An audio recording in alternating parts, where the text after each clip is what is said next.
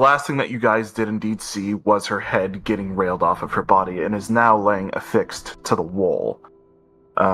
Given the chaotic mess of the situation that currently lies before you, what does everyone want to do? I am going to step or make sure that I am in front of where in front of the vicar, in the direction that the arrow came from. You will sidestep in front of the vicar, What? potentially protecting her from another arrow. Yeah. What the hell just happened? Are you We need okay? to get out of this. Well, the big guy did end up hitting me, and I think we just need to get out of this side of the town. All right. I've done all I could to quell the people. Do you see where the arrow could have come from? Can I do a perception to see if I can see anybody or see something odd? So Run it. No, I got a 2. Yeah, unfortunately, this will result in balanced. So not a whole loss, but not a whole gain either. Your general senses tell you that the arrow came from over here, somewhere on this building. But enough time has kind of passed where there's probably, if there was before a visible figure, there no longer remains one there. Well, I have a question. So the nameless one was still outside, inside of the square, right? The nameless one did not go into the building. Can I roll a perception to see... actually, I'm just going to roll a discernment since my perception is 0, and so I'm just going to roll my discernment. Can I just, see if I saw anything from outside? The contest for this will be slightly higher, considering that your range of sight generally is 60 feet. So this action would have lied a little bit maybe beyond it, but you could try. I will say, with the chaos of everything going on, along with the ridges that naturally form on top of rooftops, you might have not have been able to see much of anything. I didn't see who did it, but I know they came from this building above us, or to the left of us over here. You guys will eventually hear a lot of footsteps.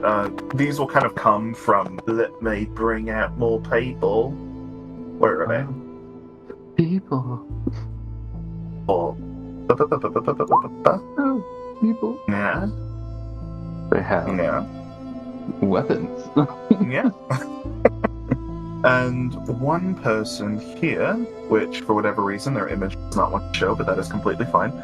You guys will hear a mass of stomps that just begin to resonate from the west, kind of coming towards the east.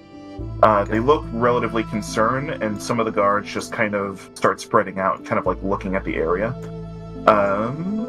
Who is currently outside to kind of view this? I mean, I know you're blocking Esna. I think it looks like everybody's technically outside. The lady was in here, so if you're blocking Esna, then you're kind of exposed. Okay. Are these guardsmen? They seem to be, yes. Okay. You're familiar with the guardsmen. I mean, you don't intimately know them, you don't intimately control them, but you know of them.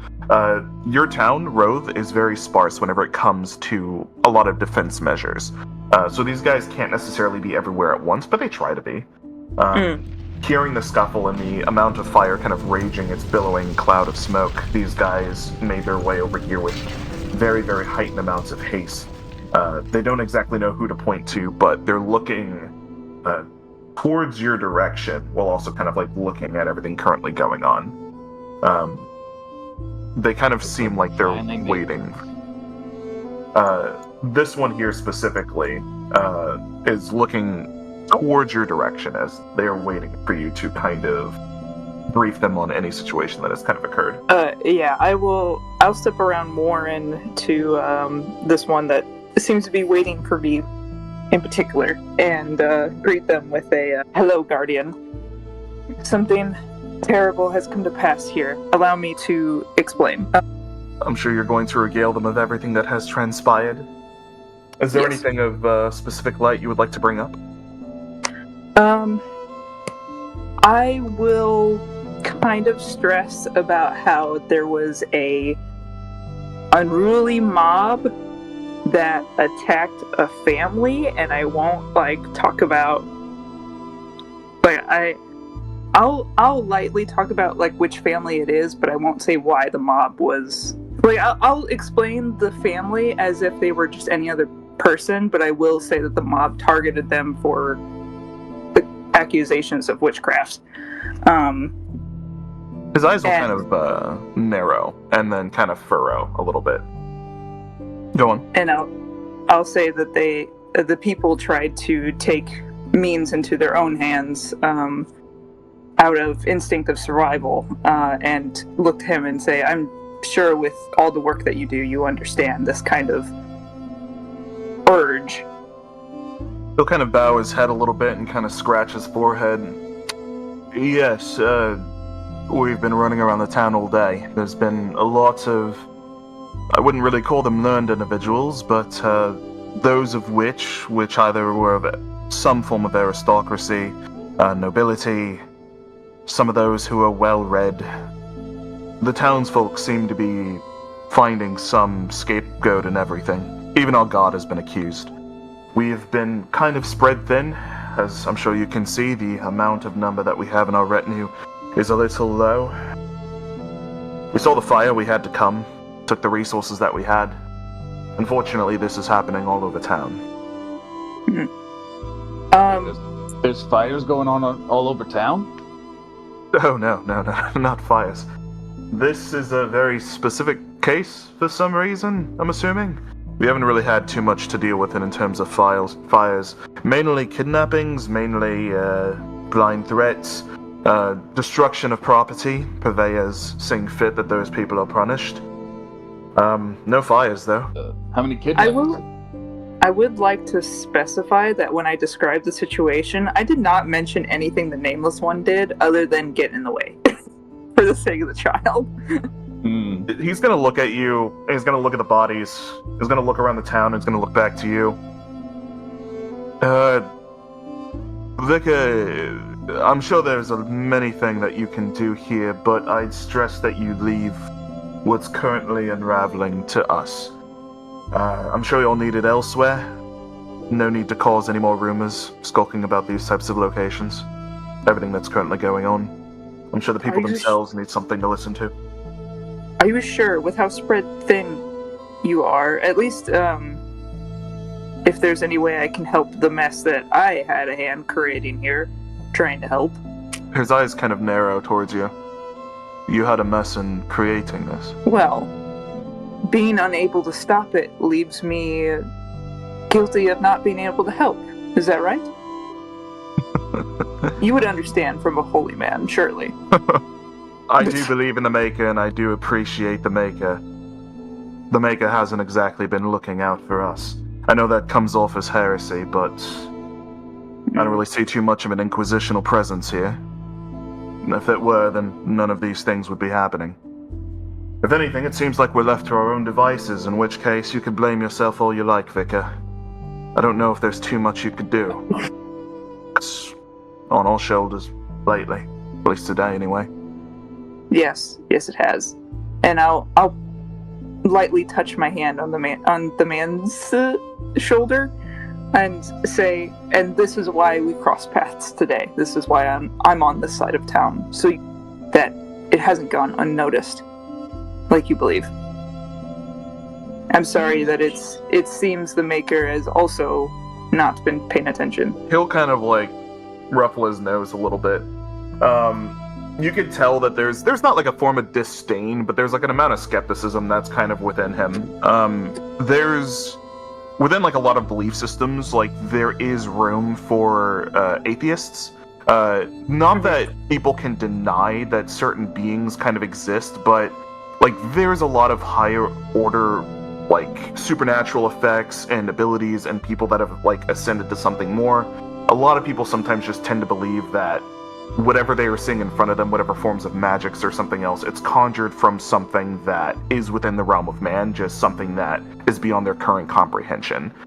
They kind of forego the mysticism elements of a lot of things. So some people acknowledge that there's some force behind the Maker.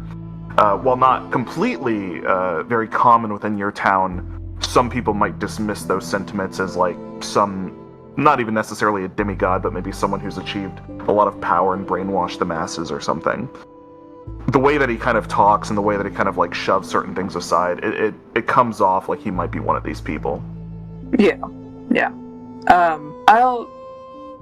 As I said, I'll only lightly touch him on the shoulder, and then I'll retract my hand to respect his space and say, if you wish me to leave to stay out of your way, then I will. He'll kind of nod. Is there any healing you or your men might need? Currently not too much. I think James, you okay? He kind of like looks back, looks at his toe. It's like I stubbed it. Doesn't seem to hurt anymore. You seem life or death, Vicar. Make sure you all find some peace tonight, please. Not a lot of peace going around, Vicar, but I do appreciate the fine sentiments. He looks towards the dead parents, which are right beside them. Anyway, back to it then. Lads, kind of claps his hands. The kidnappings, we had a question about that. Oh, yeah. How many kidnappings have there been reported? There's currently an investigation going on in some of those matters, and I don't know if it's pertinent that I give out some of that information. But, considering that you have the vicar with you, if you're really curious, you can go to the brothel, ask them some questions. I'm sure they can regale you on some of the ones that have been missing. But, as for the rest, we've had maybe 86 scattered across the whole entire town. 86? Shit. Unfortunately, knowing our track record, I'm sure you know, Vicar, the guard isn't as strong as it used to be. More than likely, 70% of those will not be found. But we'll make it damn sure that we will capture every single person we can and hold them responsible. He can tell that she's distraught and a little, like, her brow is furrowed with a touch of anger, but she nods. They nod to him and then grab his arm suddenly and says quietly, "Watch the rooftops. I had an arrow whiz by my head." His eyes dart towards the roofs and then just kind of like look around. He kind of snaps his fingers and then points towards the sky and makes a couple of hand gestures. You see the men instantly disperse, and they start searching the outskirts of the houses, setting a form of perimeter, each one kind of like diving into the windows. You hear like a lot of them just kind of like running around, trying to get to the roofs. He looks at you and he kind of nods. I nod back and I say thank you for all of your work, as I let him go and step back. He'll get to it. Warren, you will hear a familiar voice. Breathing and wheezing from a distance. Someone who happens to be not too far from you.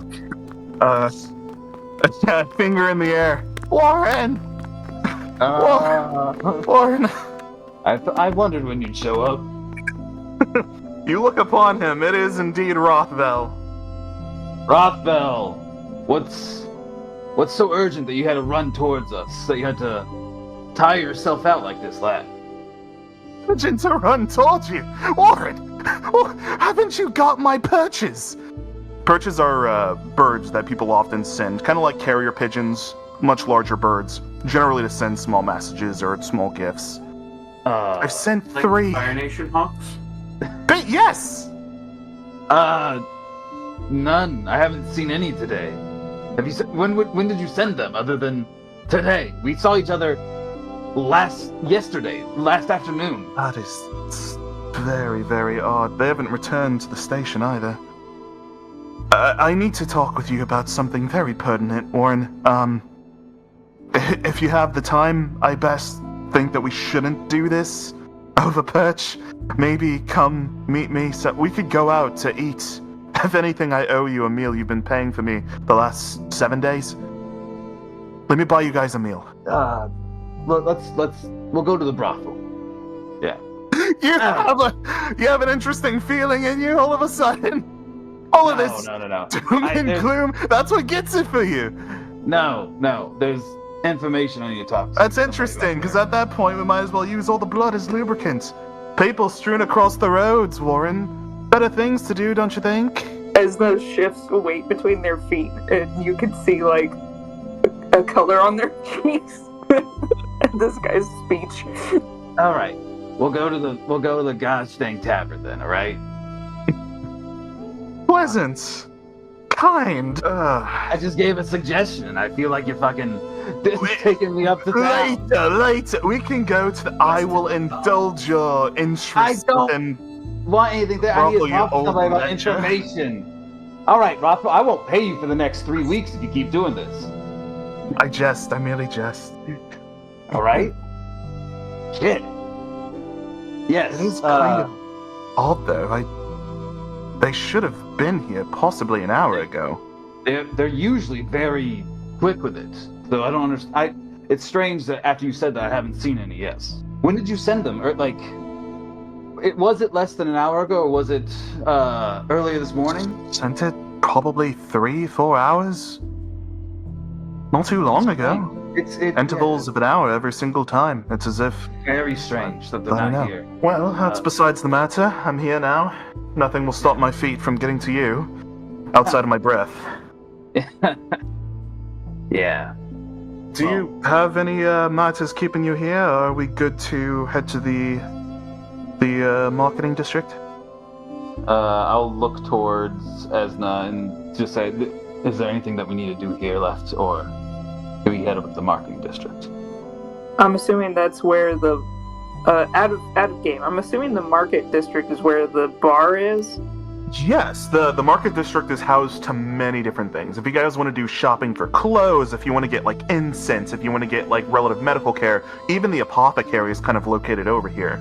This is like the main like town hub, but it's not too far from like the main market district where most commerce kind of happens. It's only the more seedier and strange facilities that happen to be a little bit more scattered around outside of the reaches of the market district. But the tavern, more specifically, and indefinitely the brothel, would be located within the market district. Okay. Esna's gonna glance between Warren and then the nameless one with the child at their feet and kind of look back and say, we should make haste to the market district, but travel where there's less crowds for the sake of the child. Yeah. No worries about that, Vicar. Streets are quite empty since the events have transpired. Shops don't close, though. They need the soul. I'll gesture to the mute friend to come over to us. The mute little girl will make their way to you. Oh. Their eyes just kind of like staring off into the distance. Well, I meant the nameless one, but I'll take the little girl. Fair enough. Both If of she you comes to at me- this point, yeah. The nameless one would be traveling towards them, kind of have the little girl in tow. Yeah, if she comes up to me, I will pick her up. Oh wow. She didn't go very high, did she? She'll kind of What? I'm joking. She'll Also- reside, I guess, close to the nameless one, but you will see like her white little animal just kind of like jump off of her body and just kind of like crawl around on the floor and then jump onto you and like climb up your chest. Their face is just like inches from yours, just looking into your eyes. What is it? It looks like a mix between like a ferret, like a strange elongated finnick fox. It's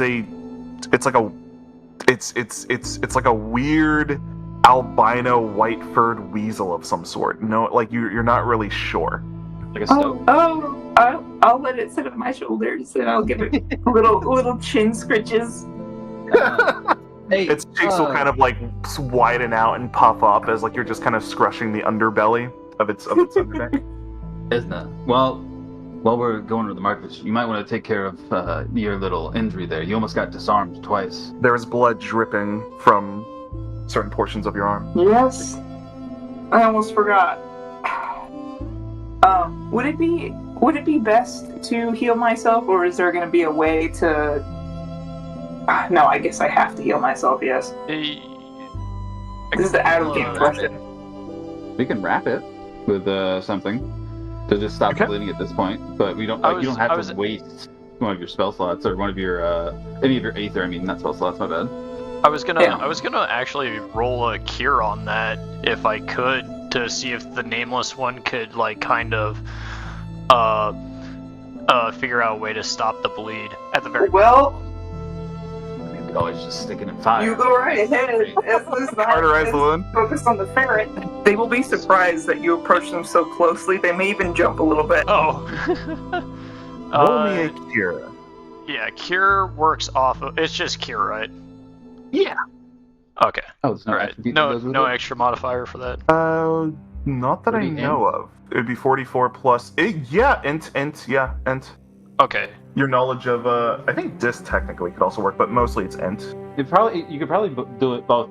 Do it off of both, depending on what you're rolling for. Yeah. Ooh. Ooh. Alright. Esna, the wounds on you begin to partially open a little bit wider than expected, and you bleed for 1 bleed damage. I'm just gonna hand Something- the bandages to. Something interesting happens. The Yeah.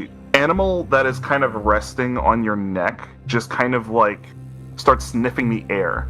Its head kind of twitching ever so slightly. It starts to kind of like crawl on your shoulders, sniff even more, and eventually kind of makes its way to your arm. Oh. Then kind of hones in on a location where there's like 3 lacerations kind of curving around your arm. And it kind of licks each one ever so softly. At first, you're going to feel a form of... It feels like poison. Like your body just kind of starts to constrict a little bit. And for a moment, your body tenses up and you freeze. You can't move.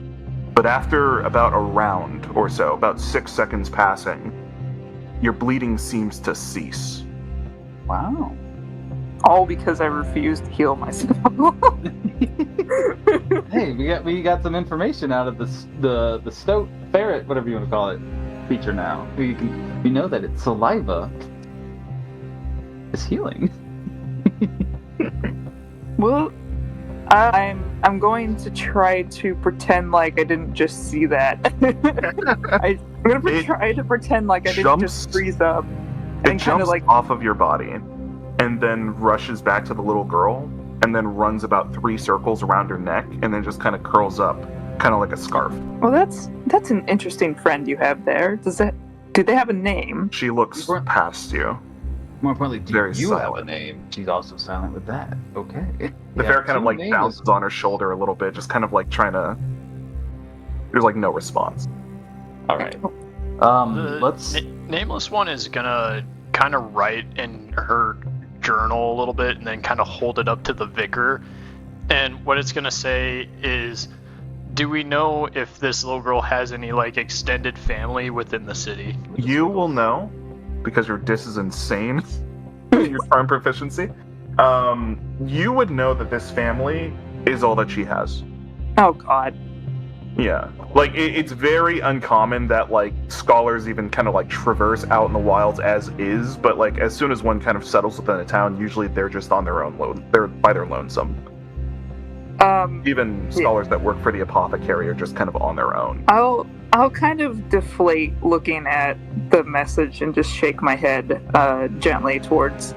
Just shake my head no, and then gesture for Warren and his friend to say, let's start making our way to the marketplace. Warren, come on. As I talk with the nameless one, unfortunately, they were all that she had. And the only place that I can offer her here, right now, I'm assuming Ty, is the orphanage. Oh, yes. The only place I can offer her is the orphanage. The Go nameless in one is circles. gonna like look down and kind of like the nameless one has seen the orphanage, and the orphanage is not where she would like this child to go. And she looks back up at the vicar and then just kind of shakes her head, and then writes down in the journal, I don't like the conditions there. Esna says nothing, just nods in silent agreement and responds, I'm sorry, there's not much this town can offer at this time. But for now, we could keep her close until we find what we can do. Did you? I don't know if we. Well, when we ran into you the most recently earlier today, things were sort of on edge. So I wasn't able to ask you. Do you have a name? Are you Nameless speaking one? to the nameless one? Yes. The nameless one kind of like tilts their head a little bit and then like kind of looks down very, very sorrowfully, and then makes kind of a sigh and just shakes their head and writes down in the journal, "Not anymore." I don't know what that says. Are you paying attention? I thought you were walking. I can't read, so it doesn't matter if I'm paying attention or not. Well, I You mean, guys if you try to read it, I will tell you. You guys are also moving to the market district, right? Yeah, we're walking. Yes. Yeah, I didn't want to stand and converse in this very tense spot. This Market lovely. Avenue. This feels so much better than where we were. Now that you say that, the smell of freshly caught wharf fish kind of Oh, no. fills the streets somewhat. Clearly, the slime has been boiled away. I love the smell of fish. But you guys will make it like past a couple of sections. You guys are going to be making your way to the nice place where you can fill your bellies and drink some drinks. But alongside this, you will come across a couple of other establishments. You'll come across the apothecary, most stations like brothels. Alongside this, you'll come across the library and a couple of other locations. The nameless one will stop in front of the library for a second and just kind of look to it, and then kind of look at the rest of the party as they're like continuing on, and then just shake their head because like they know that communicating wanting to go in there and do some research on something is definitely not in the party's frame of mind right now. But the nameless one will take note of where the library's at just for future endeavors. Not too far from it all. You guys will eventually make it to the Tavern. I'm going to sweetly call the child Alva and the ferret Adnam. I like that you gave the child and the ferret a name instead of trying to call the. Your name is actually not too far off, surprisingly. Wow. Ooh, Alva means fair and Adnam means spirit. So it's just because of who they are. Yeah, I mean, I can think of a nickname for the nameless one, like to occupy my brain to not be depressed. All right, we make it to the tavern. So you make it to the tavern, the doors will open up, and like all days, you'll hear a boisterous amount of laughing, cheering, a couple of people toasting for high spirits, a bunch of people yelling, "Kale! Ha ha! Kale!" People kind of like toasting your entrance as soon as you kind of open up the door. Wrothe quickly makes it over to a table and kind of sits down, pats it like about 2 times, and then kind of breathes a little bit. He kind of like snaps his fingers and then kind of points towards the sky as a kind of usherance of like, "Hey, over here." No one responds. And then he just kind of like lets his head down and then just kind of shrugs his shoulders. I'm guessing he'll be served at some point. What's the nameless one doing? Are they coming inside? The nameless one will come inside with the little girl very close by in tow. Not necessarily like the nameless one doesn't understand. Like this whole entire town to them is just like a new revelation kind of deal, right? And they haven't actually stepped foot within like the actual confines of the town into definitely not hugely populated place like this, they look very uncomfortable, and they're kind of trying to hide it, put their uncomfortability aside, as they kind of usher the little girl to like a chair, and they'll sit down next to the little girl. I will sit. Oh, I'll sit on the other side of the little girl, so she's between the two of us. At the point that the nameless one realizes what's going on with the Wrothe, right? Yes. Yep. And trying to get attention, the nameless one will just lift an arm up into the air and slam it down on the table to make noise. No. Rothbill's eyes will kind of like jut towards you, in like anticipation of like what's going on. And the nameless one will look to see if any like the tavern's people have noticed the loud banging noise on the table. Most people are kind of focused on their own tables. The ones who aren't are focused on games that are just located around the general location. There's a lot of loud noises that go on, people throwing chairs to see how far that they could throw them. A lot of people are kind of drunk, so they're getting up to their own interesting little devices. Some people are encircled around like games that are currently going on, 2 people in matches in a game called, or even more than 2 people in a game called Kingmaker. Just people like just focused on their own things. Is there any music?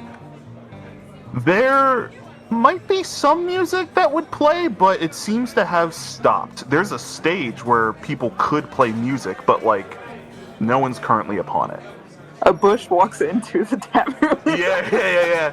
Like every now and again, what I mean by like there might be music playing is that because of the silence, every now and again if someone were to like jump in with a sea shanty or something, some people might join in, but it'll quickly die down just as fast as it starts. I will shimmy over to Warren and kind of lift the tendril with my hat out of it and nudge him with the hat and say, "Warden chap, would you push me upon the stage and pull the hat out and set it out? I'll see if we can get some alms from the drunkards." Yeah, okay, I got you. All right. I'll go with Boris over to the stage and pick him up to get him onto the stage, and take his hat and set it down so that the top is facing upwards, so that in case people like the music, we'll get a little bit of coin or solve from it. Boris, you will notice that as your body kind of slides atop the stage, the surface of it is a mix of dry and wet. The locations that are more wet are just kind of coated in like juices of various fruits. Like, you might assume that some people might throw fruits as a form of pastime towards the people who play bad. You notice that some of the people instantly kind of, when you eventually do start playing, some people will kind of turn with fruit in hand and then be confused as there is no one perceivably on stage. Welcome to my amazing playing bush. It's just a bush that I found that plays music. Alright, Kale.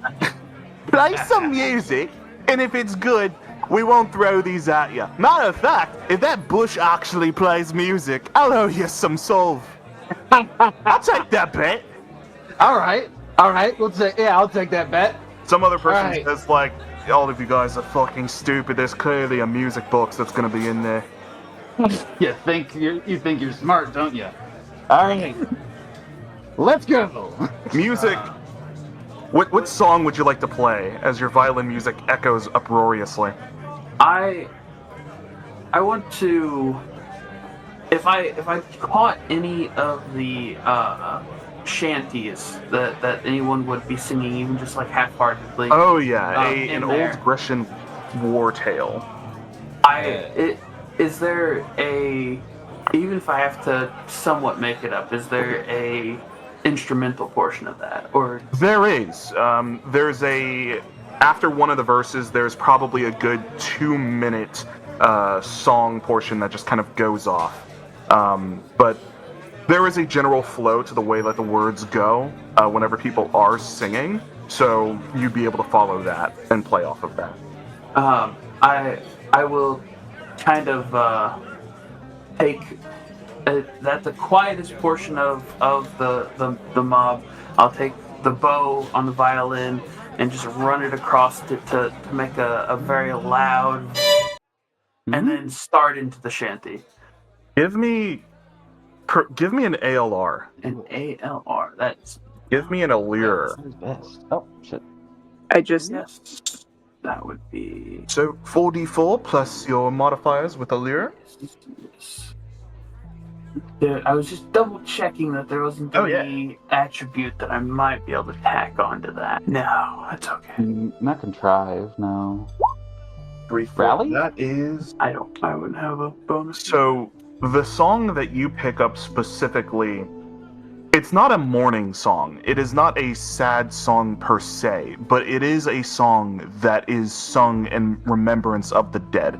Everyone who comes to a tavern, they all have their things that they've dealt with in life. But the song that you have been singing, that you've been playing, is this traditionalist Grecian song that commemorates those and basically says, we are still alive. There is still a reason to keep going. Remember those who basically have gone, and kind of celebrate their memory in life by celebration. It sounds more happy during certain moments because of that. During those crests, you're gonna hear the whole entire tavern kind of calm down.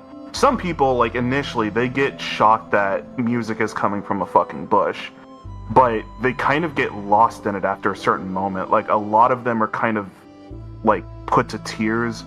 A lot of them kind of collapse, just going through the memories of, like, those that they've lost, their wife, their whoever, especially with recent events kind of going on. The mood it's not sour, but it's much more sullen. There's like a line of probably 8 people that just kind of start like walking towards Warren, and you just see like a bunch of like tears and just stoic faces. Each one kind of pats you on the shoulder, Warren, and then like within the other hand they just drop something, and you feel this mound kind of amassing as they just kind of look into your eyes and give a nod. The last person just in complete tears, struggling to drop the coin, and then they just kind of walk off. You're gonna get 12 Armila. Hey, that's almost enough for dinner. Easy money. Feeding off feelings. After, when all of this is playing, Wrothe will kind of like usher you over, and he's just like, I have things to tell you, Warren. Yes, Perhaps you have better.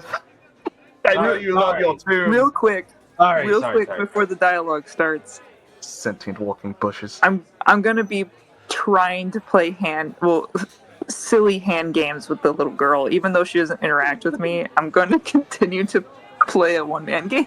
You're just like lifting up like her hands, just like opening up, patting them, closing them, flipping them over.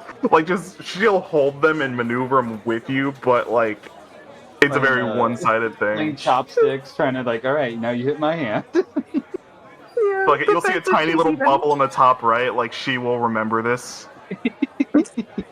All right, Rothville. What is of urgency that we needed to speak about? He's gonna wait till like the noise just kind of starts to drag back up.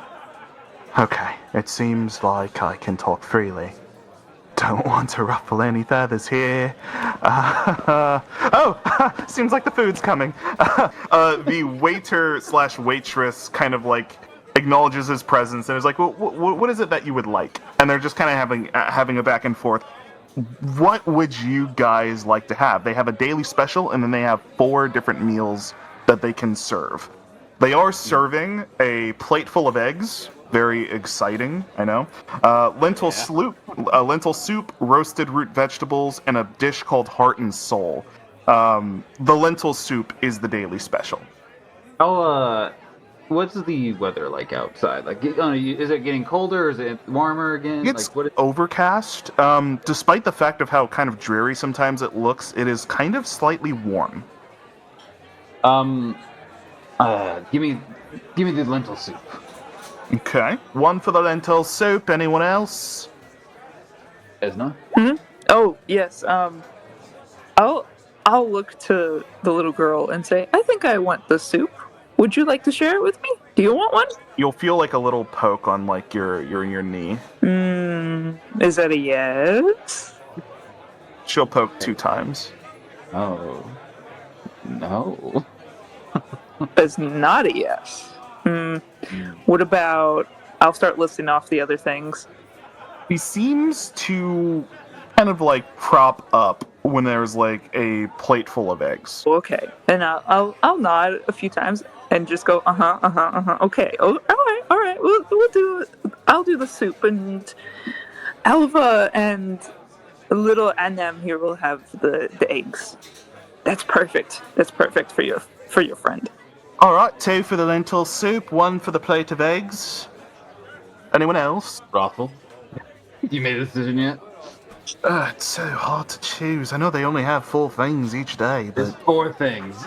it's so hard, Warren. What did you have yesterday? I know you come here every day. I had What the did you have baked fish yesterday? with- Okay.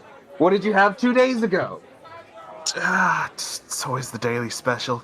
I'll take the lentil soup. Exactly. You always choose the daily special, so always just choose it. Come on. I just want to be more adventurous sometimes. But you're Try not. something new.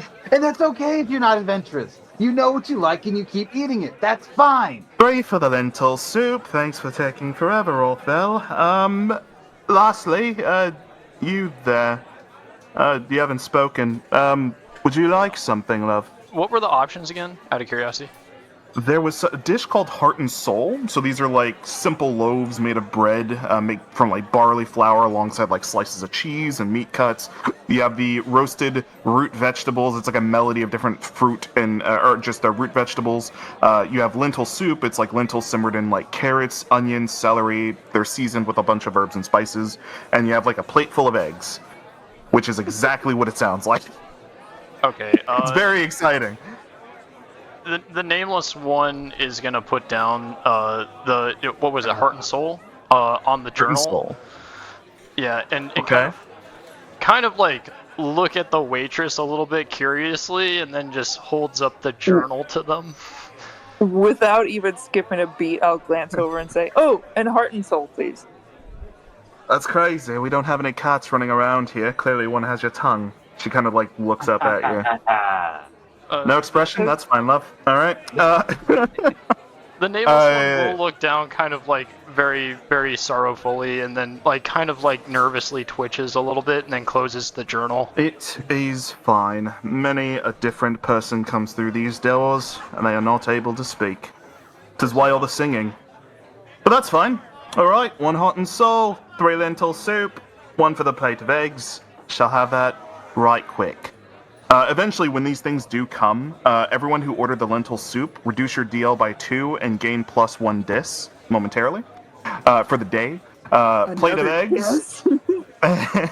Heart and Soul. Those of you who ordered Heart and Soul, you're gonna reduce your DL by 2 and increase your grit by +1 for the day. Because the lentil soup is the daily special, you guys will also be able to reduce an additional +1 to your DL and gain an additional dis. So you gain +2 dis from this, and you're also going to gain +10 stamina. So lentil soup gives a total of +2 dis and +10 stamina for the day. And plus or minus 2 DL? 3 DL? Yes. Okay. 3DL, sorry. Yeah, 3. I don't think The we can daily do that thing. special increases the integers by +1 to everything that it offers, so. Alright, well, I'll come out shortly. I'm sure it'll be good. Alright. Let's talk about serious things. Yeah. Warren, I know that you've noticed that there's been an influx of bodies, right? Yes. He pauses and he looks towards the vicar, and he looks back towards you. There's more. Much more. Much more bodies or much more... What's going on? What do you mean? Much more bodies.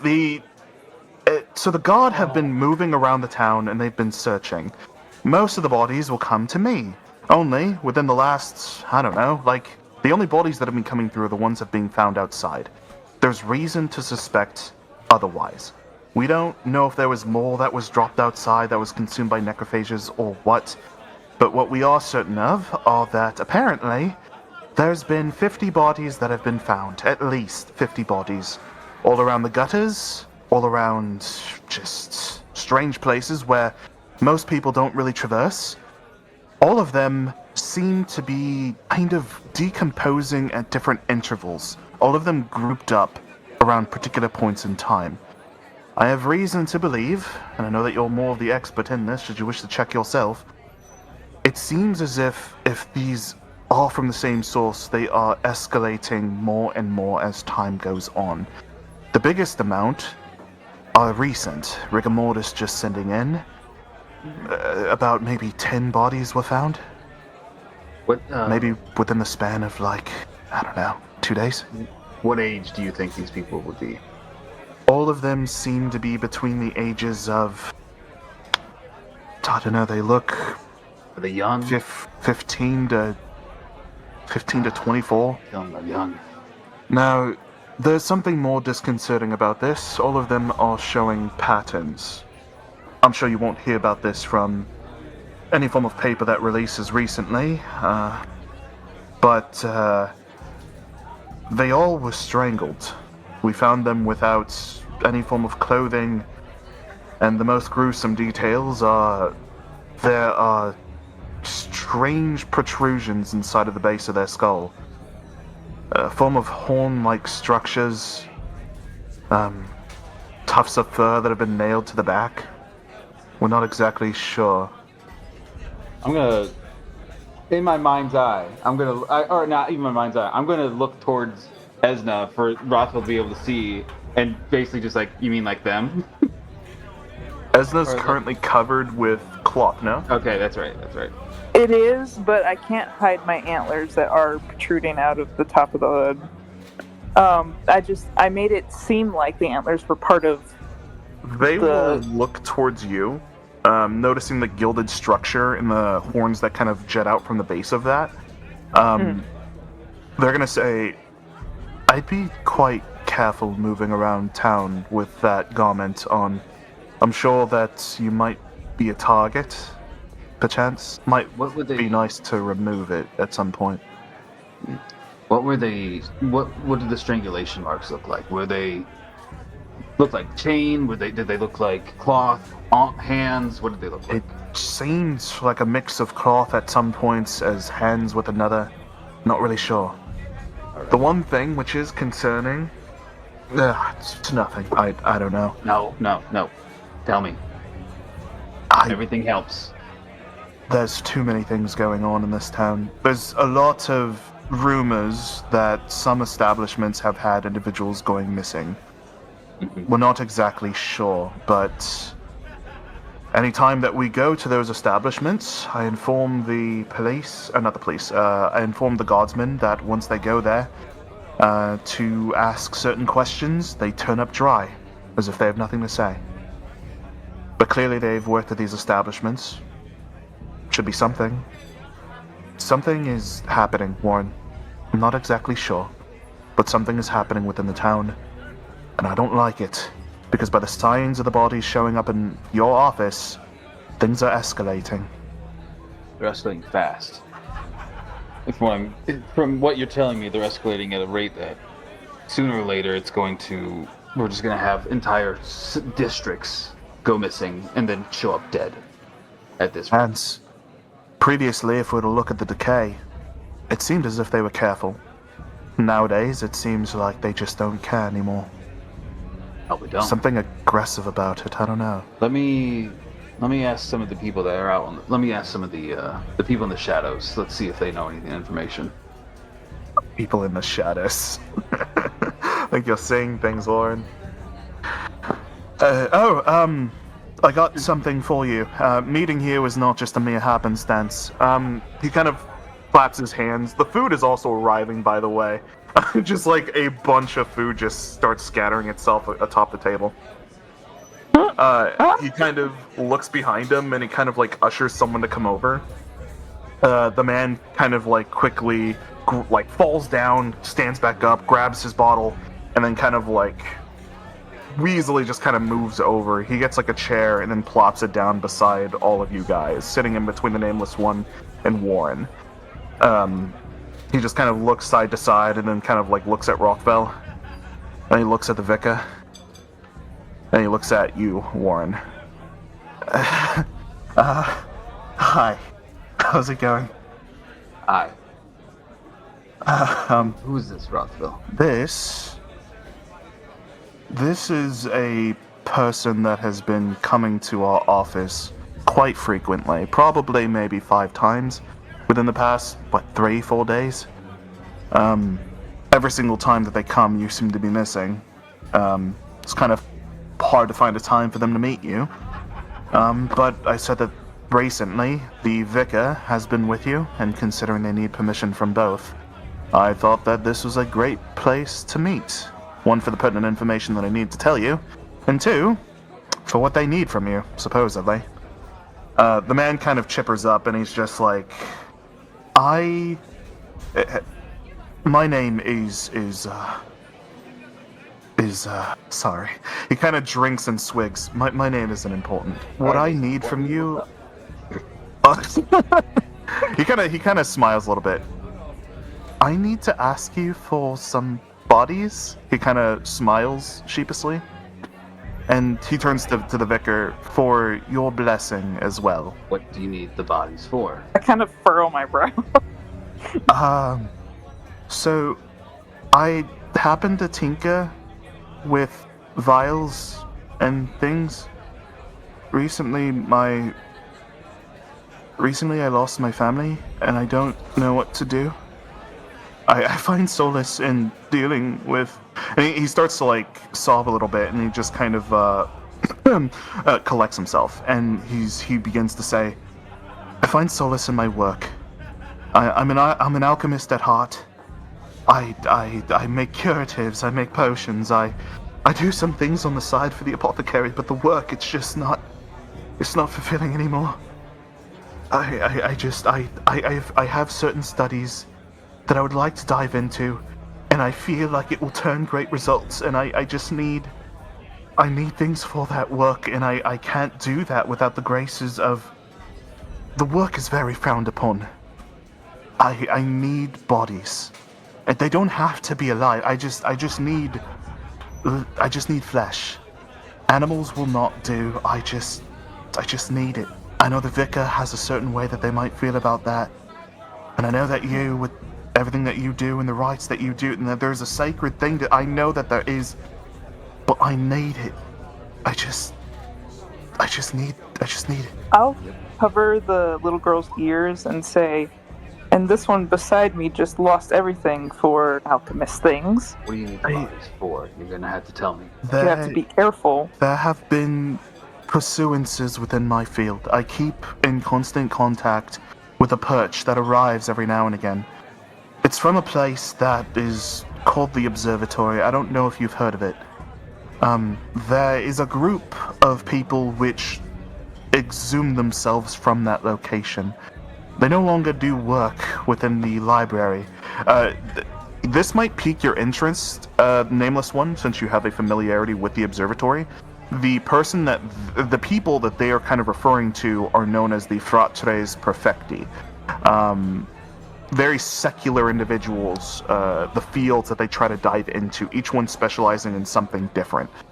Even though it's kind of archaic, or not archaic, but even though it's a little bit more esoteric, you would know some of these things. For example, chronotheorists originate from the Fratres Perfecti. He continues, there is a field of study which suggests that if one were to understand what they're doing, by building upon that knowledge in a safe environment, that full reanimation, consciousness recreated, is a very possible thing to achieve. It's a very hard thing. It can be dangerous. There's rumors of it failing, and I admit this. But the instructions that they've given me have proved that it has been done.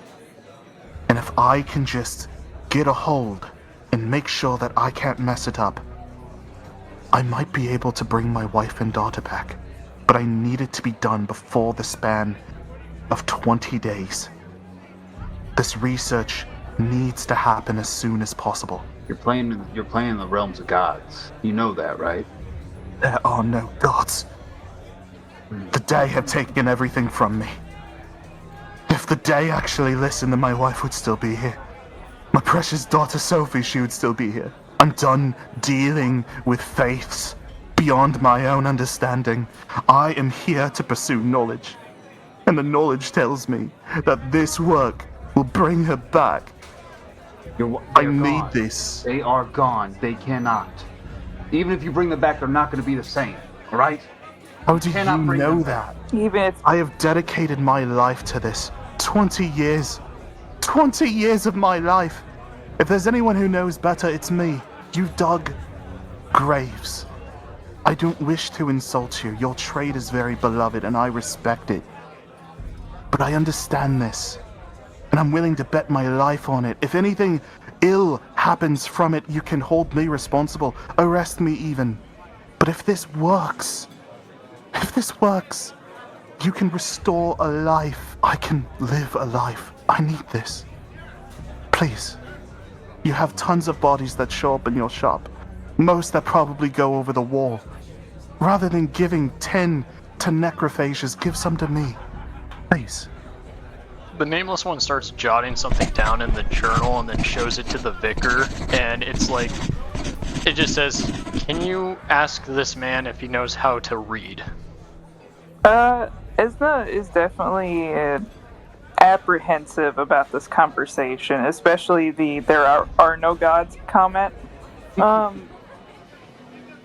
And as they're thinking, they'll look to the journal and say, "You know how to read, yes? I assume with your studies." Yes. You can consider me a scholar. I'll nod to the Nameless One. The Nameless One is gonna write, like, it's almost like they're writing, like, a whole-on 5-paragraph essay, which they are. While the Nameless One is writing, Esna will at least look to the man and say, "I cannot offer my blessing for this. This is... If your studies were to fail, what would you do with the tampered bodies? What would happen to you? I cannot lose you with the others." He shakes his head. He seems to be squeezing his hand quite thoroughly. Quite impatient and quite, not annoyed, but there's something behind it. I can do this. I just need people who can believe in me. I know the struggles you're going through. As a man that has lost his wife and children as well, there is nothing else that I would have done anything to bring them back. And you understand above all else. But you Warren. even if you don't believe in God, you are playing in the realm of them. This is something that is outside You of could our... have the moment to save your children, to save your wife. If you could do it, would you? No matter the cost. Even if that's my own soul. Anything, but they are gone. They are buried, and they have been brought back into the cycle of rebirth by the mother. I know that. They are gone, and I can't do anything about it. Just like you can't do anything about yours. I'm sorry. You'll hear the tavern get very silent. Ooh. I'll raise my hand and place it on Warren's shoulder and just softly call his name. Warren, you have to take a breath. While this is happening, the Nameless One is gonna show the final touches of the 5-paragraph essay that has been written to this strange man. I don't think we ever caught his name. Did we catch his name? Did not say. Okay. The name's not in the request for a name's not in there, but essentially it's just like asking what this man knows about reanimation, also asking like if there's any stipulations to the reanimation, and kind of alluding to like, you know, they want someone brought back. Like they're very interested on this. Also they ask their knowledge on like the observatory and things like that, like, you know, asking like, you know, how they know all this stuff, do they know about the observatory, and also at the end of it it's like, do you know what I am? He will kind of grab your book and then begin to kind of like write. He'll seem to be writing for about 2 to 3 minutes, but he's exceedingly fast. He'll kind of return this back to you, and he will kind of say that he was someone that was known partially as a scriven for a time for the observatory. It was his job to kind of write, document, within the observatory, everything. Their faith is knowledge, the accruance of it, the preserving of it. But very quickly, he took to other forms of interest. He specialized within specific forms of schools to strengthen his knowledge about certain fields within it. So, you will know that he used to be something that was known as a magister. More specifically, a magister alchemicae, which is a master of alchemy. He did have a minor in a bunch of different colleges. More specifically, these are just like kind of different fields that you can kind of pursue if you want to like learn about metaphysics, if you want to learn about just the soul, anatomy, pathology, taxonomy, alchemy, transmutation, transformation. There's a lot of different subsects in schools. He became like a minor in a multitude of these, specializing within the idea of the engram, including the composition of the body, the mind, etc. He left. He basically became something that is known as an assurator. So these are kind of scholars that once they graduate the observatory, they just kind of gain it upon themselves to... So he moved out. Okay. So now he's kind of just on his own, kind of developing his own studies. But so does the last statement... mean he is a Aurelian scholar? Because oh yes, he is one of the highest ranking members of an Aurelian scholar. He then writes to you that he gives you like because he doesn't want to give these secrets out. These are very esoteric and rare forms of knowledge. If you found this within a book, it would probably cost like 500 crown. Like, this is just very esoteric, rare stuff. He will write down the beginning of a very convoluted theorem for what he would do with alchemy, to show that he has the basis for something that is very solid. Only you wouldn't, it would be a very high dis or ent to be able to understand it, but you might be able to succeed it. He'll also ask you, I will be able to bring back something that you've lost if you help me. Can I roll a charms dice on that dis? Yes. Let's hit it. So you will know. Okay, go ahead. So you will know that the forms of alchemy that he is kind of proposing is the same amount of alchemy that creates a lot of homunculi upon the coil. He is a part of a certain group of scholars that are part of the Fratres Perfecti who specialize within alchemy. A lot of these people are deemed mad. Some not necessarily, because they kind of taper off some of that and make more useful things that are not delving into the more... but like where you get hungry chests and a lot of strange creatures that are kind of in between life and death, a lot of those monstrosities kind of come from the failures of these. He seems to be of a higher tier compared to all of those other scholars who try to dive into it, where most homunculi, because their state is in a constant form of like flux, even as an enemy type, their health will just decay over the course of time, or will have a hard time being stable. What he's proposing is that he has a way to preserve the shell of another creature, to create an engram and manifest it from thin air, to encapsulate a soul around an artificial body. But what he needs is something that is only really found and attached to things that were alive in a very similar state of being. So he needs something of a similar metashell, which would be a human. And rather, he doesn't like the idea of trying to go after living corpses because of all the moralistic nuances of that.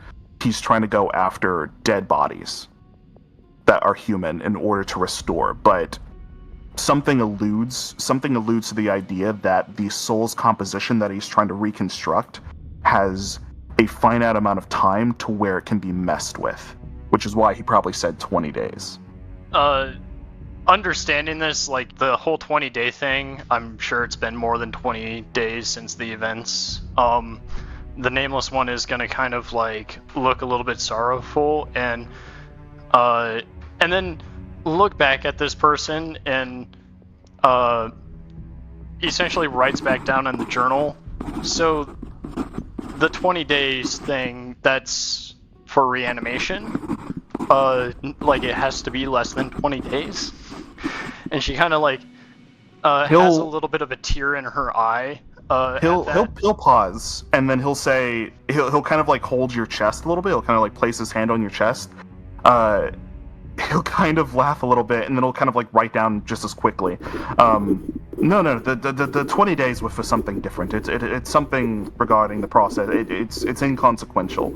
How long were they gone? And he'll kind of like write it down. She'll write back down like a couple weeks so far. She's also going to point down at her side, and she's going to hold up her book a little bit and then write down, do you know what this is? Like, do you know, like, why I have this book? Why this book called to me? Like, I don't understand what's going on. Everyone at the table, you're going to see this man kick the underside of it. His chair kind of stumbles back very sharply as he looks at the book. That's an extreme reaction. Okay. He'll kind of collect himself and then kind of scramble a little bit back up the front. He'll then kind of begin to write into something. He'll return this to you. Do you know what you possess at this very moment? This is the key. This is the lock and the key. What you have here is an object of almost unknown origin. Yet it is the cause of so many things atop this coil. There are many theories, hundreds of theories, surrounding this specific piece of work. More about its dangers than what it can do, but it can do a lot. The secrets of many things can be gained from this book. If you help me, and we have this, the things that we could do together, the things that we can unlock for this coil, the research. You want to bring back someone that was a week, 2 weeks old. Let's have them be born back from the beginning of time. This controls causality, my dear friend. And if you help me get these bodies, my knowledge, not those fucking insects that lie within the observatory. If you use my knowledge, we can get them back. I can get my wife back. I can get my daughter back. You can get me my life back. I will get you yours. Will you help me? The Nameless One, already understanding that the party is a little bit concerned about this whole adventure, is just going to write down in the journal just one sentence, and it's, "May we meet in the library later." More than overjoyed, good friend. To the pursuits of our endeavors. He'll sign, and he kind of gets a smile upon his face, and it kind of goes away just as quickly. He'll kind of stand up from the table as he looks towards all of you, and then he'll look towards Wrothe. It's funny, I thought this group here would be of more help. He just turns around and he starts walking away. My eyes are gonna slowly drift over to the Nameless One. The Nameless One is just gonna close their journal after he like gets up and makes his like little speech. Like as he's doing it, she's just gonna close her journal, and then when he leaves, she's just gonna like look to everyone else and just kind of shrug. I wasn't done talking to that man. Rothville, what was his name? Did he ever give you his name? No, he just wandered in. Said that he was from here, had been for a couple of years. Had some tragedy that struck, and he just needed your help. I didn't even know that he needed bodies. Just called for you specifically, with the audience of the vicar as well at some point. Did I recognize that man? No. Oh, I'll shake my head and I'll say I've never seen that man before. Although there are a lot of people here, I could have missed him. It's very peculiar. I always thought the vicar would be very knowledgeable about the people within their town. Alright, Rothville. Oh, sorry, I didn't mean... merely jests. Yeah, Sorry. Yeah. Must be still sour from the ale in front of me. Well, before my mouth gets me more in trouble, that is most of what I wanted to talk about today. I'm sure that you guys have other businesses that you're heading towards. I'll take a look at the bodies whenever I get back to the graveyard and Please. see what's going on and see if I can get some more information from others around town about what may be happening and what. And preferably sooner than later. I'm sure you don't want your office smelling like rotted corpses. It already does. Even more so than last. Yeah. Damn. It comes with the work. It comes with the job. We smell like rotten corpses or corpses in general. And don't I love it? Kind of takes a deep breath. I can't fault you for that. I've grown to not enjoy it, but agree about it. It's the distinct smell. Yes, I get it. Wrothe will kind of stand up, and then he'll kind of like lovingly punch you on the shoulder. All right, I'll probably see you later. I have other things to tend to, but you do owe me in a game at some point. Keep losing to you. Perhaps I'll win next time. Not with the way that you play. We'll fix that, Kale. Until next time. All right. Have a good night, Kale. All right. The second he's gone, I'm looking over to the nameless one. What did you talk to that man about? The child begins to stuff a large egg into their mouth. Slower. They're gonna choke on that. Slower. They shove the whole thing in. Stop it. No. It smushes. You're losing so much egg. The nameless one is gonna chuckle a little at the little girl and then open their journal to a fresh page and just kind of like write down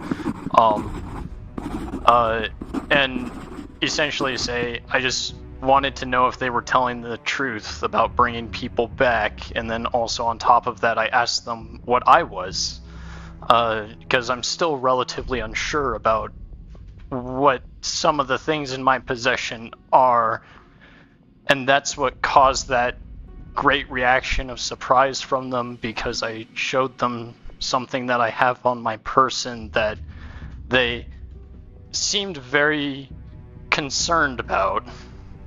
And not concerned, well, a little bit of concern, a little bit of understanding, but they definitely know what it is. Okay. A little for your mouth. No. A little bit of understanding will pass Esna's expression, and they'll kind of see opportunity here and just look and say, shit, I apologize. I am mildly distracted. I don't mean to be. No, you're fine. Fuck. If they understood so much about you, then why did they just leave? Why did he just leave? The nameless one just writes down in the journal, like a couple sentences, and it's like, apparently what I am is something very, very dangerous and holds the key to the secrets of the universe or something. Like, and there's a question mark on the end of that. As this brow will furrow, and can I roll anything to see if I surmise what the hell they're talking about? So I'm assuming that you're lying through obfuscation. You're technically telling the truth. So like, what I'll have you do is give me a dis contest against their ALR modifier. Your wit versus their charm. So you have a resting score. So they're going to be making a dis against your ALR modifier. Oh, okay. So there's not a counter roll to this. Oh, okay. All right. So then I can't roll against it. No. That's a -3 modifier.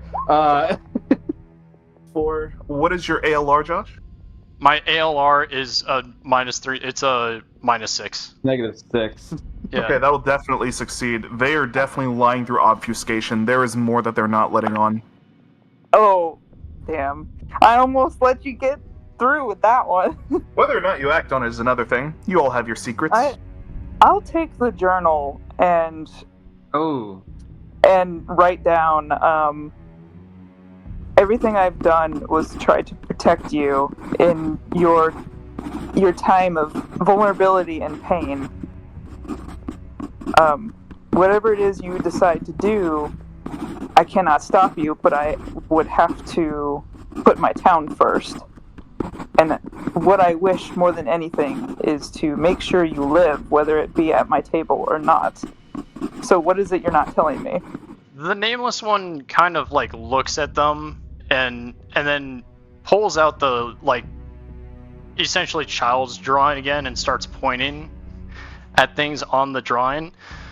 And they're all like labeled, like, because they're all stick figures essentially, so they're all labeled with like names.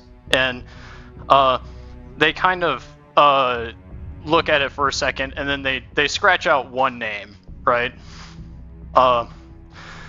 And then they set it down on the table and just kind of like point to the others, and like some of them are just like, you know, like just like some random name, like kind of thing. However, they don't seem to have attachments to those people that they're pointing towards, and then they point towards one individual on the drawing, and the name above it is Lucian. And then she'll pull out the rings again and like kind of set them onto the table, and like put a ring over like Lucian's child depiction, and then one over the one with the name scratched out.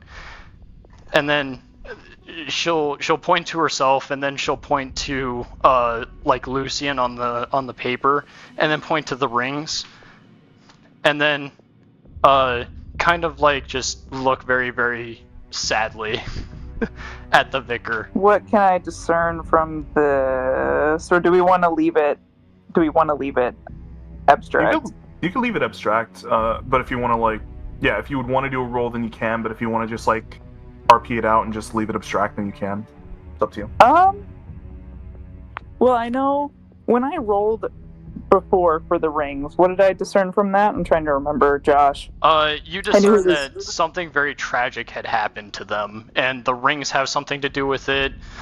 The journal has something to do with it. The drawing has something to do with it, and there was like just mass tragedy somewhere. Okay. Along the way. I'll just write. I'm trying not to meta. I'll just write in the journal. Are you in the same place that he is? Meaning the man that we just talked to. The nameless one just nods, essentially, and then points back to Lucian, and then points back to her, and then points back at the rings, and then like kind of like puts two of their fingers on where you would put a red wedding band, and then they'll nod again. No. Their face will turn solemn, and they'll reach out and rest a hand over the rings that are resting on the stick figures, and sort of sigh. And then they'll. Ooh, I don't know. Oh, the one guy's gone. Okay, I trust Warren. Never mind.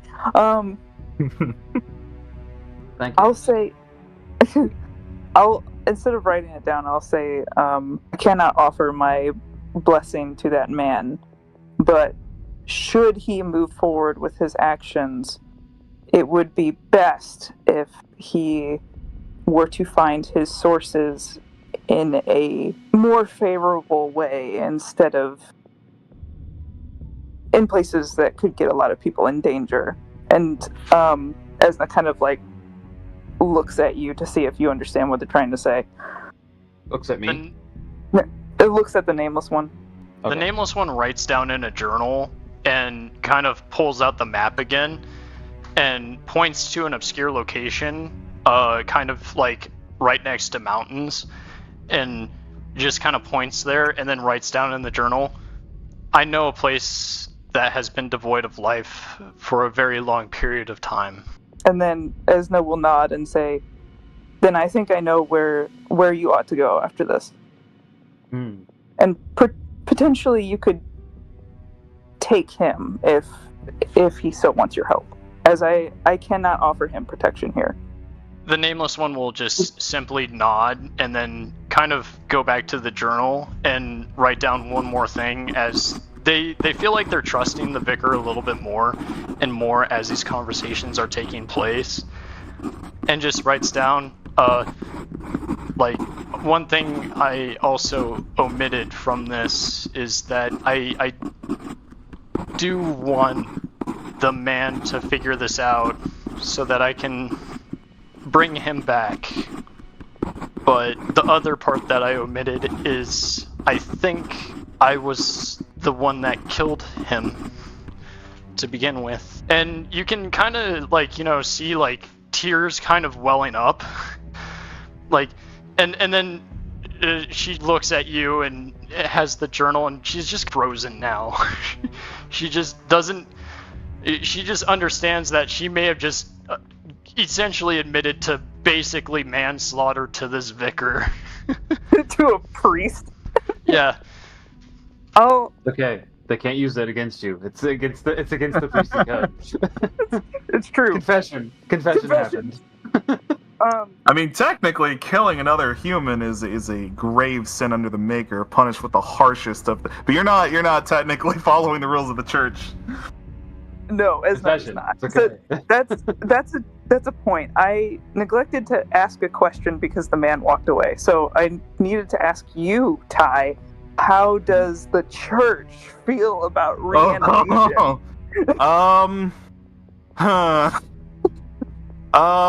Depends under the context that it's used. If it's a necessity, like There's a gray area. to save Bill, yes. So like, you guys will learn that in like the future, guaranteed. But like, to save billions, we need to kill hundreds. Okay. Okay. But any crime against the Maker, no matter how small, how large, even like voicing dissentment, even like having intent to kill another person, you'll be made an example in the most violent and brutal way possible. I'm talking about you being flayed systematically before like strangulation and being burned alive while that happens. All of which people will be watching, and if they don't watch, then they will get the same treatment, or maybe they'll be boiled alive. And if those people don't watch and the same thing happens, like, there is a very barbaric nature behind what the church does, and for the reasons that they have, but you don't typically, like, you don't exhibit that within the holds of your town. Okay. Yeah, that is we're how a the little- church would handle it. We're a I mean, little. technically, if we're being very specific, they are not human. That in itself deserves death. That is a crime Yeah, against the Maker. That makes sense. I'm okay. Wow. My question was, how big of a no-no is this? And your answer There was is- technically anything. I called a no-no, a priest is a big no. carrot. Kill that child. Murder him. How dare he? I'm surprised how much I Warren want has his gotten entrails away. strewn across the ground. Like, I'm surprised Like, he Warren just how called much you a Warren has gotten carrot. away with calling Father Benedict like an asshole. I mean, that is an interesting thing. there is a reason for that. This is also why Esna's been like, stop it, Warren, that's my father. Yeah, your father sucks. Esna. Okay. Did you hand Esna the journal, or can Esna read what the Nameless One wrote? Yeah, the confession's there, like, right in front of your eyes. Like, she's holding the kind of confession there, and she realizes, like, how bad it sounds, and then she, like, puts something else underneath it, and it's just like, I don't understand how, but I'm pretty sure something to do with this other book that I have, and the thing that's on my arm, and she holds up the arm, and it's bandaged up. And she just kind of like is like, this had something to do with it. I'm not sure, and so I was gonna get answers from that person on what I am. And because of that explanation, Esna will kind of squint their eyes at you, not in a suspicious way, like in a thinking way, and they'll write down on the journal, is this also related to what you did to the people that were coming after the little girl? The Nameless One will kind of take the journal back and write down, yes, but that time it was intentional. Okay, so they'll look at the journal, and there will be this long pause of tension as you've just told this vicar such horrendous confusion. And after a moment, Esna will nod a couple of times to themselves. Is the little girl done eating? You done trying to shove the largest She's piece eaten of egg in her mouth? she's eaten the largest egg pieces. She seemed to Stop have it. slowed down. Eat the She's smaller still one reaching first. for the. She doesn't want them. She doesn't want them, Warren. She Damn wants the egg part of the egg. She wants Let me cut it at least. She like swats it out of the way. She needs that. The eggiest of the egg parts. At least. I'll nod, and then unfortunate for the girl who's eating, I will scoop her up and then place her in the nameless one's lap. She'll grab a large chunk of egg and then just kind of just sit in your lap. And I'll look at the nameless one. The nameless to one see does if- not know what to do with this. Like, the nameless one just kind of is, like, looking at the little girl and then just, like, looking at you like you've just placed a child in my lap. I don't know what do you do with child? Like, there is a modicum of panic in their eyes, and then eventually they just, like, kind of reach a hand to the top of their head and just pats it twice.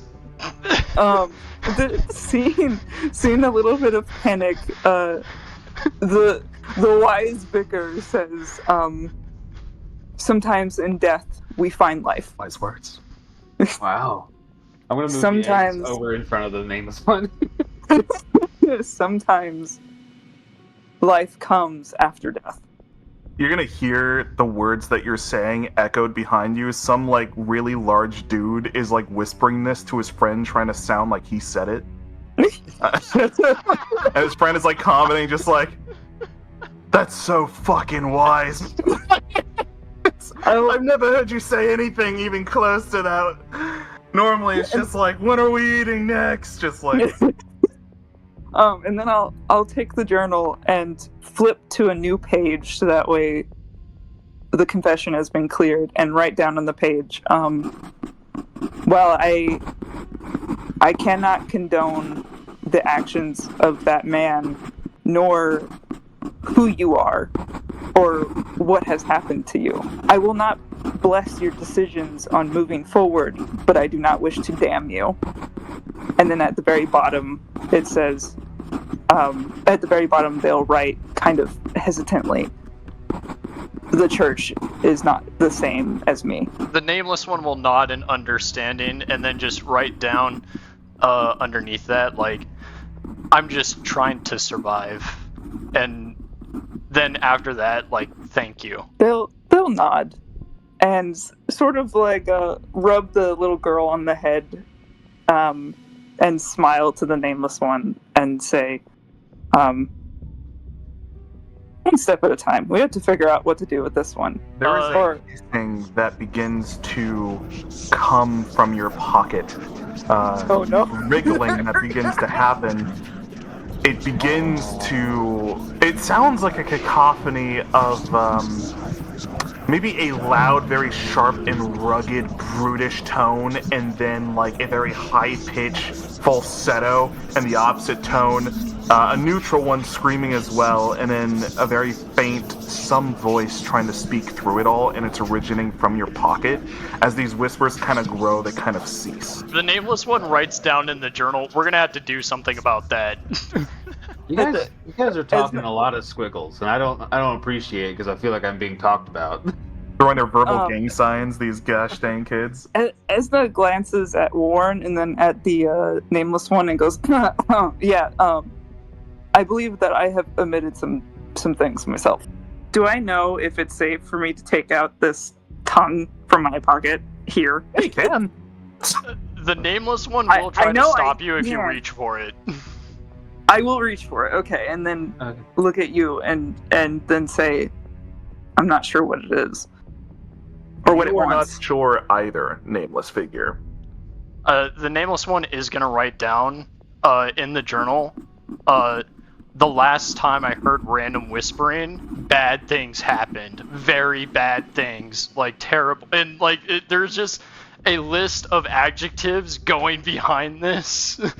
Of, Very, Not that very I'm trying bad, to horrendous, encourage you. terrifying. Not Horrifyingly that I'm trying to awful. encourage you. but Esna, So you hear a lot of strange whispers sometimes too. Might just be maker bullshit. Mostly feelings, rarely ever whispers. But mostly feelings. Feels like he's trying to encourage you. No. I'm trying to create a counterbalance because, like, generally speaking, these things can happen on both sides. Mostly, Amryn is completely right. There's a lot of bad juju most this times. Is encouragement. Don't let him fool you. This is encouragement. I'll take my hand away from the pocket and shake my head and say, but there is one voice that is quieter than the others that has piqued my interest. Sorry. Like someone trapped among chaos. Are you saying this out loud or are you writing this? No, I did say that out loud. Okay. I'm just trying to figure out what Warren is hearing and what he's not hearing out of this conversation. It's like, oh, there's a lot of conversation I'm missing.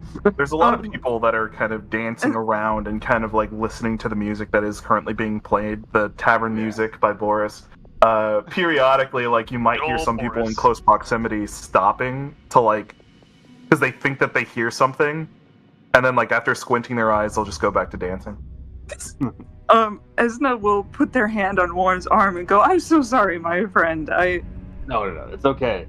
I don't need to know everything that happens in this scenario. The snippets I've heard are few, but also disconnected enough that I'm just like, I don't know what's happening." I believe if I think about it, what Esna said something about life and death. Yeah, I know. Death brings life, and life brings death. Like, yeah, okay. And something about like how that man and I think they did mention that the man and the nameless one could leave. Yep. Something like that. The I'll just dynamic that's created from the nameless one not speaking is just so hilarious to me. But the dynamic also isn't helped that half the party can't fucking read. So we can't even. We have to do charades with you to figure out what you're doing half the time. Apophis. Oh my god, not Apophis. Wow, Apophis is here. Suddenly there's another twitchy man that can hear whispers. Esna will give a smile to Warren and nod and pat his arm and say, "Just confessions, my friend, just confessions." Oh, confessions. Yeah, okay. You've done that a lot, so I understand. The nameless one will write down in the journal like one final thing, and then like after it, like, you know, kind of like, hey, we should be moving on maybe. But like they'll write down in the journal like one last thing, and it's, I am curious as far as to what it is too, but I definitely don't want to pull that out in front of this little one, just in case. Yeah, they'll look at the little one and give out a sigh and say, "You're right. Thank you for watching over her.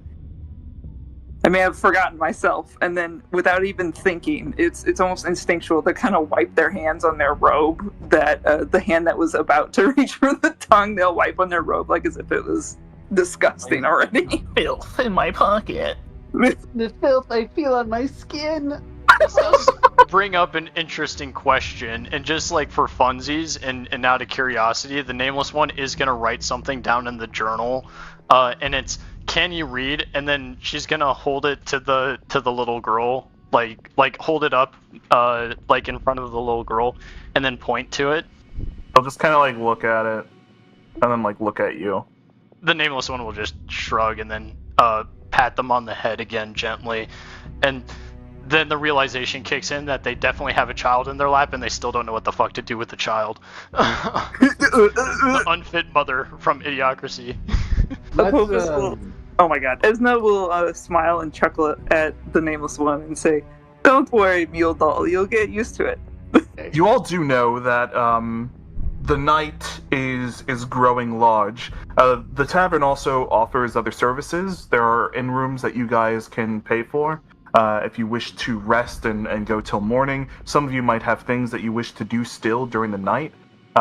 So should you wish to regroup, then that is something that you can do, or you guys can press on without rest at all. The night is still large. Well, as soon as 12 o'clock Night hits, is something young. interesting happens to the nameless one. That's for sure. To leave. We probably should leave the tavern at some point. You guys will leave the Well, I do. I the need night to will report. come to a close. Many people kind of circling in and out, listening to the giant bush, which music just exudes from, strangely enough. Did we get more money? Or are we still only with that 12 Armila? Let's roll people are not rich here, so let's roll a 1d10. You get 8 signum. Hell yeah, Boris! there you go. You Boris get a is collective making the total money of for 8 us. signum. 12 Armila and 8 Signum. Yeah.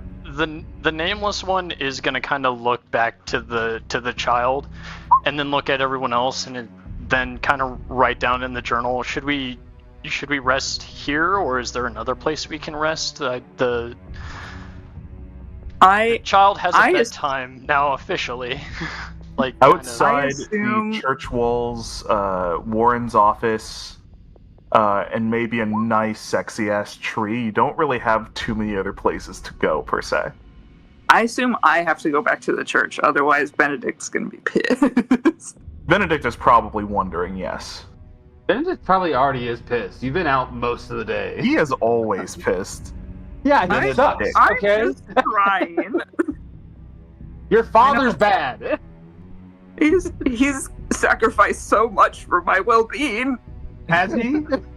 He has. He gave me a place to live. Okay. He has that going for him. So, Esna, you shall make it back to the church. Warren, where you headed? I mean, I got an office, but He only he just beats me to make sure that I clean the floors. yeah, that's not good, Esna. We'll talk about this later, though. Boris, would you return to your normal spot within the graveyard, or would you like to station yourself kind of near the tavern outskirts, or a specific place in the town? I mean, if the graveyard's near the church, isn't it? Yeah, it's next to Warren's office, which is not too far from the church.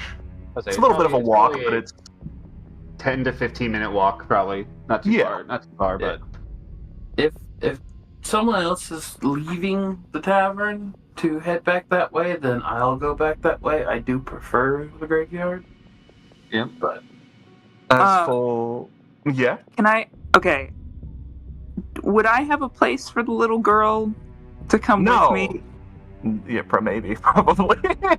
There's probably ample space within the church. Okay, I'm assuming it would be with some bickerings, but I will offer that to the nameless one. Like, say that I can give the little girl a place to sleep at the church for tonight with me.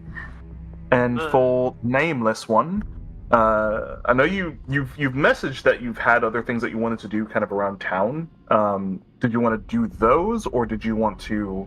I think those would be a day project. That's the thing. Okay. Yeah, that would be. Where would you like to reside?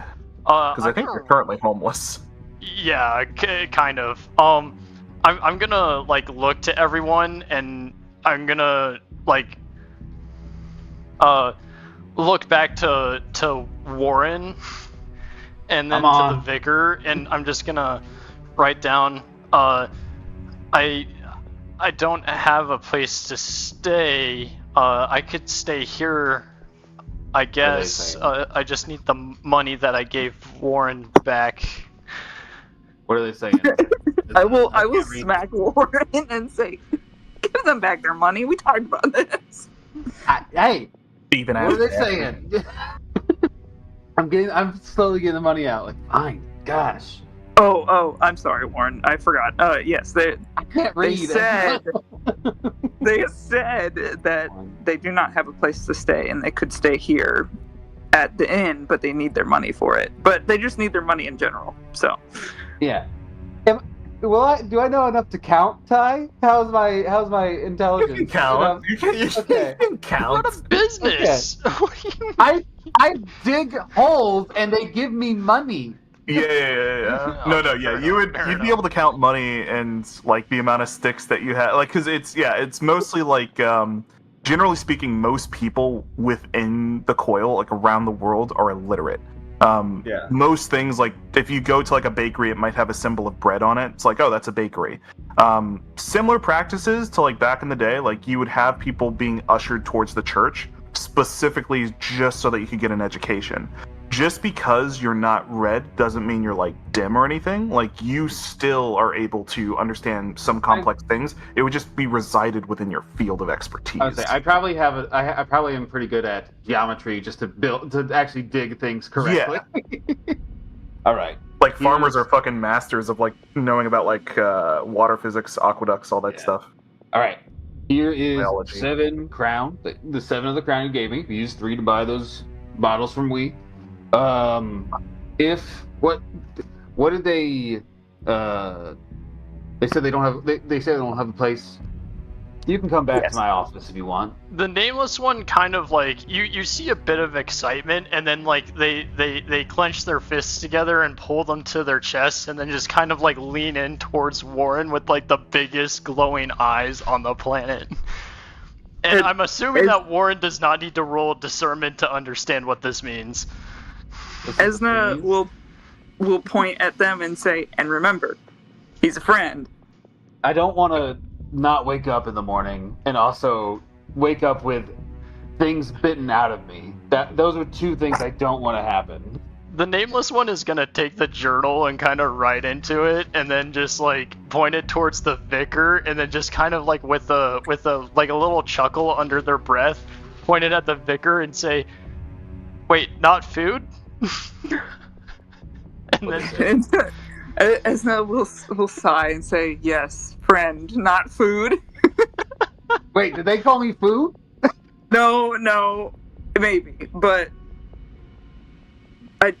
they're laughing more, and it's fine. It's fine. She's laughing. Yeah, you can. If you can come with me back to the office. If you don't want to spend some solve on a room here, but it's up to you. Would you like to keep the child with you, Mule? And you'll notice that they look at the nameless one. The nameless one just starts like curiously like turning their head at like what they're calling them, and just like kind of like turning their head side to side, and then they kind of look to the child. What is the child doing at this point in time? She's just kind of bobbing her feet back and forth.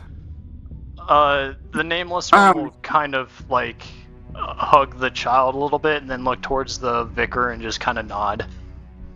I will say finish their food. Warren. I will say Warren will recognize Muledal from the vicar. It means my dear. Okay. Warren gives a small laugh at the name. Yeah, The child is not doing much. They're just kind of chilling there. Did they finish their food? As much as they would eat. Good. It's a large plate of eggs. Okay. Are they sleepy? Are they rubbing their eyes? No. No. It's a hell of a lot of eggs. Um. Yeah, there was also the shock. Yeah, did their fairy eat any? Did their ferret eat any? It seemed to...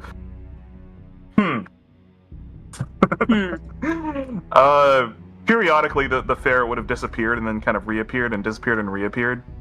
Oh. You might have heard complaints every now and again from just random people talking about how, like, something needs to be done about the service of the tavern. There's things that are like maybe rats. Things are like biting their meals. So I'm assuming the little girl is going with the nameless one, yes?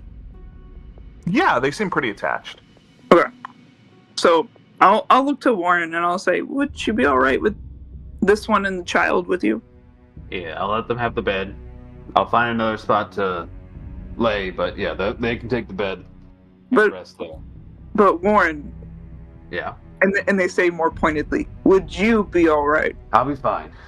I'll be fine. Okay. I have to go tend to things. Yeah, go talk to Father Benedict some more, and I'm sorry. Can you say that again? Go talk to Father Benedict. Yeah, Oh, we'll talk. surely I've done enough for his satisfaction today. I would hope so. I've been out doing my tasks, and I'll be rubbing my hands together like nervously as I say that. We'll talk in the morning, okay? We'll come back over to the church and grab you for your daily tasks, and we'll go around town and do some stuff. All right? All right. Thank you, Warren. Okay. Yep. All right, everybody that's coming back to my office, follow me. People will indeed follow you, Esna. You will eventually make it back to the church. Jared, you're not coming back to my office. Go back to the tavern. Talking to a random drunk that's following us. The long halls of the church. You'll find that the church is quite empty. Even during this time of night, there's normally some people kind of skulking about. Like, there's areas reserved for clergy. Some people come in every now and again to like worship the vicar, or worship the maker. But you find that there's not too many people here. As you kind of like make your way up, you will eventually hear like a couple of steps coming down from above. Would you like to outrace these steps and head to a room, or would you just like to wait for them to inevitably arrive towards you? I'm gonna wait. There is a cacophony of steps that just kind of like rush down, and then you suddenly hear, before he belts around the corner, "Out late again, are you, Vicar? Wasting time. There were precious things needing doing, weren't there? Refilling some of the altars, cleaning some of the benches, making sure precious carpets were dusted. None of these things were done. Matter of fact, multiple people came through the door, searching for someone to give their prayers to. No one to receive them. Had to take it upon myself. I am here as I always am, sweet Vicar, and like I said, step off the rug." He just kind of like looks at your feet that are just kind of like, just like standing at the tip of the rug. Oh. Especially since you are outside. I know that you were doing your task to, what was it? See those orphans that are long ago causes, all of them filth, coming from unhuman origins, tainted by that which is not pure of the Maker.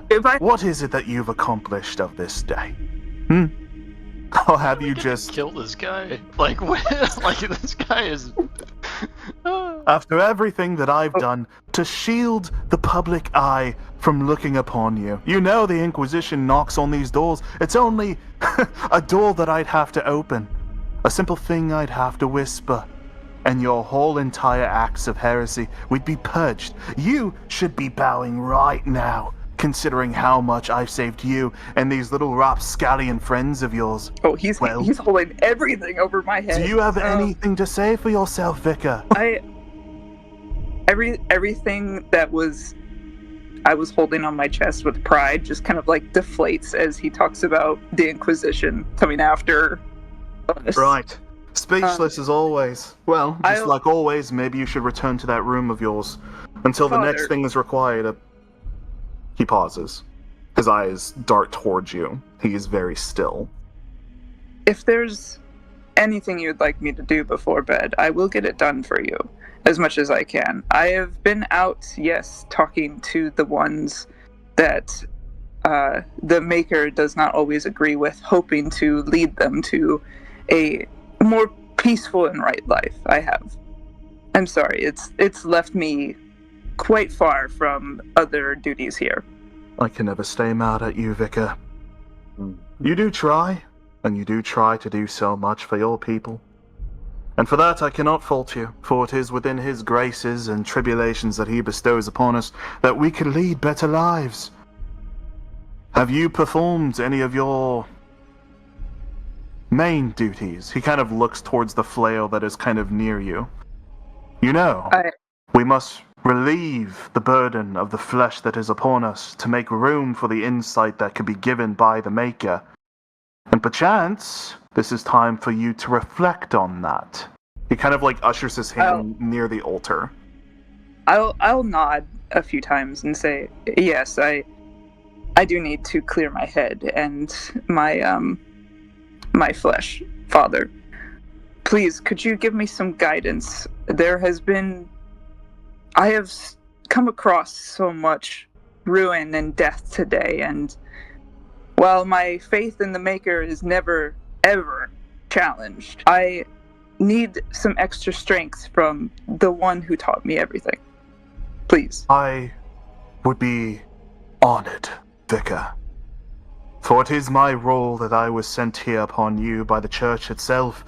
The Holy See and their Pontifex has deigned me your audience, and I will be that guiding voice. He will then kind of begin to speak the rhetoric of the Church, kind of reinforcing the things that he takes issue. Like, he's such an asshole. Like, he's taking this moment to kind of, like, mention parts of scripture of the things that he could point to of like, I don't like that you do this, so I'm gonna emphasize this. Yes, it's probably good that this is something that you should like or know within the church, but I'm saying this because I don't like you. Like, he's kind of like stringing them together into moments of insight from what the scripture kind of says, and he'll kind of like carry this on. Will you perform so the vicar has an ability, I think it's called Martyr's Lament, I think it is. Which is the flailing. Yeah, it's self-flagellation. Will you be performing this or no? Yeah, I will, and I'll do it while he's preaching to me. You will notice that during certain moments, there are some people in the church. You as the vicar, the way that like your abilities work, you are a blessing to the people around you. So like as you're self-flagellating, the forms of like blood that is lost from your body will kind of like coalesce within the air and kind of just distribute out towards the masses. There are some people that are just incredibly weak, laying on the fringe outskirts of the church. You might decide to bring like this to them, so as you're self-flagellating, they get healed. Some people see this as miracles and pray at your feet specifically because they wish to be healed or blessed by you. This is something that you can give. But every single time that you self-flagellate, he will kind of have this very messed up smile, almost like he's taking a form of pleasure and the idea that like this filth knows their place, being the asshole that he is. Okay. There will be a moment when the scripture kind of stops. This goes on for about maybe 10 minutes, 12 minutes. After this, he'll kind of say, generally, Vicar, your mind has been left open, and with my will, I have deigned to fill it so, and I have. Mayhap you can reflect on the words that I have given you this day, and maybe the Maker will change you to be better. He'll kind of turn around and in a very pompous high stand. Oh, sorry. I'll look towards him and say, and the Inquisition? Perhaps they will understand someday. Things are sometimes best left unspoken.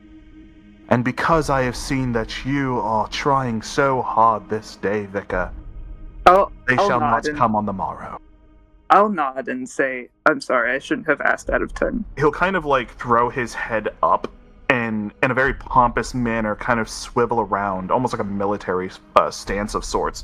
And he'll just kind of waltz up as he kind of like takes a form of incense from the wall and begins to dangle it around his head, kind of murmuring to himself, and like there's just a haze that begins to fill.